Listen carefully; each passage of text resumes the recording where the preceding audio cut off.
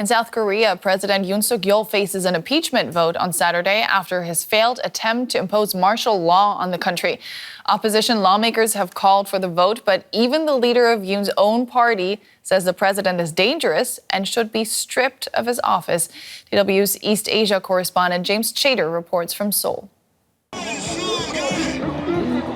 He may be dancing, but this is certainly no party for President Yoon Suk-yeol. Outside South Korea's parliament on Friday, more fury as the crisis engulfing Yoon deepened. Members of the president's own party are now calling for him to be suspended amid rumors he could impose martial law for a second time. The president's office denied the allegations as the acting defense minister tried to reassure citizens. The claims regarding the possibility of a second period of martial law raised earlier this morning are completely false. Even if there are demands for a declaration of martial law, the Ministry of Defense and the Joint Chiefs of Staff will absolutely reject them. Despite those statements, the fallout from the debacle is spreading to those within Yoon's circle. 3 members of South Korea's defense ministry have now been suspended as a result of imposing martial law. But with these protests outside the National Assembly growing in size and intensity, they're making clear that they won't stop until Yoon Suk-yeol has left office. Hye-won-chung came to the National Assembly the night martial law was imposed, and every day since. She called on Yoon's own party to remove him in Saturday's impeachment vote. They need to think what's right, and I think they know what they have to do. He caused huge chaos, and that affected all the Korean citizens. So he needs to pay for what he did. Later, the floor leader of South Korea's main opposition party addressed protesters outside the parliament. We hope that you will join us in protecting democracy and preventing the global crisis of democracy in Korea. Yoon has barely been seen in public since imposing martial law. But that won't stop these protesters from making sure that their voices will be heard. Earlier, I spoke to journalist Fabian Kretschmer in Seoul and asked him what the situation is like on the eve of Parliament's vote to impeach President Yoon. So I would say the atmosphere here in the South Korean capital is not particularly tense, but today was the first day where really the masses took to the streets in big numbers. We saw big demonstrations here in downtown Seoul, not far away from where I'm standing. We had demonstrations in front of the parliamentary building, also not very far away. And then we had smaller protests at university campuses all over the country. So we can see that the momentum is building up. And the most important thing is that it has remained peaceful and calm so far. So that's really important to note that both factions have been mobilized, their supporters. There is also a heavy police presence, but everything seemed quite peaceful and stable so far. So fresh protests today. Yoon is being investigated for treason, and even his own party is turning against him. What options does he have to politically survive this?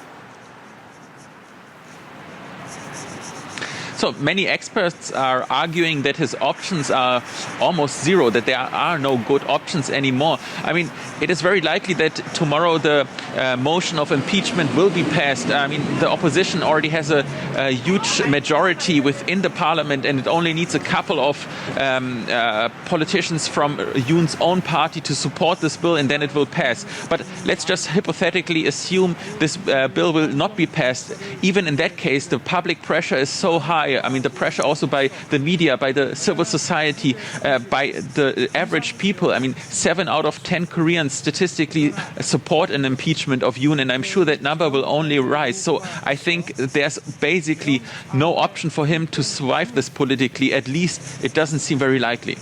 The opposition does fear, though, that the president might try to declare martial law again before the impeachment. How realistic do you think that is? I think those are rumors that are not very realistic. I mean, it's hard to look into the mind of President Yoon Suk-yeol, whether he would really be so irrational and try a second attempt of martial law. I mean, this I cannot answer whether he would try to do so, but what I can tell you is that the chances of success are also literally zero, because he doesn't have control over the military. The defense minister has already stated that he will not obey any orders of imposing another time of martial law. The public is against this, the media is against this, so I don't see any reason or any way how this could possibly work. So I would say it remains relatively calm here. I think a fear of a second martial law attempt is really not justified. Mm-hmm. The events of these past days, Fabian, have startled markets and Korea's allies around the world. What is the impact of all of this on the wider region? So I would not overstate the impact yet. I think the worst case scenario that could happen is if we have really a crisis of power that will be ongoing, that will last for several weeks and months. In that case, it could get dangerous, because we have North Korea not far away. And of course, the regime in Pyongyang might assume that there could be an historic chance to abuse this vacuum of power if there's really a crisis of government.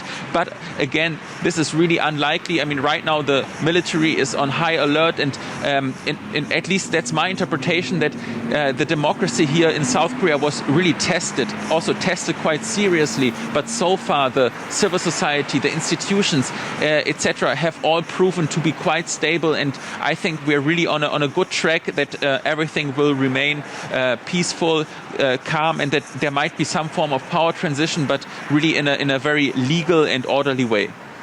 Thank you. That was Fabian Kretschmer, journalist in Seoul. This is not the first time military rule has been imposed in South Korea. The last dictatorship ended in 1988 and remains fresh in the memory of many South Koreans. A politician in South Korea grabs a soldier's rifle after the imposition of martial law. The images have already gone viral and will no doubt play a role when it comes to writing the history of what happened on December the 3rd, 2024. The events of that day caused insecurity around the globe. Many world leaders were taken aback that such turmoil could erupt in a country where they'd assumed democracy was firmly anchored.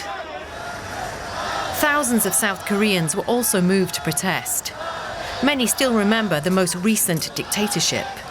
Some said they feared the nation could be on the verge of returning to the past. For many, a painful period. It was only after this man was forced to step aside after mass demonstrations in 1987 that democracy became established in South Korea. Military dictator Chung Do-hwan seized power after sending soldiers and tanks onto the streets of Seoul in 1979. Activists later accused him of violently suppressing an uprising in the city of Gwangju, an attack that haunted survivors for years. But South Korea's first successful coup took place decades earlier at the start of the 1960s. Dictator Park Chung-hee ruled the country for nearly 20 years before being assassinated by his spy chief in 1979, several years after a previous attempt on his life mistakenly killed his wife. The Park name became associated with controversy once again in 2017, when the dictator's daughter and South Korea's first female president, Park Geun-hye, was impeached and imprisoned for corruption and other offences. Yet many saw her removal and the application of the rule of law as a testament to the maturity of South Korea's young democracy. And in another twist, it was the current president, Yoon Suk-yeol, who was a prosecutor at the time and played a key role in Park's imprisonment, and who now faces an uncertain future.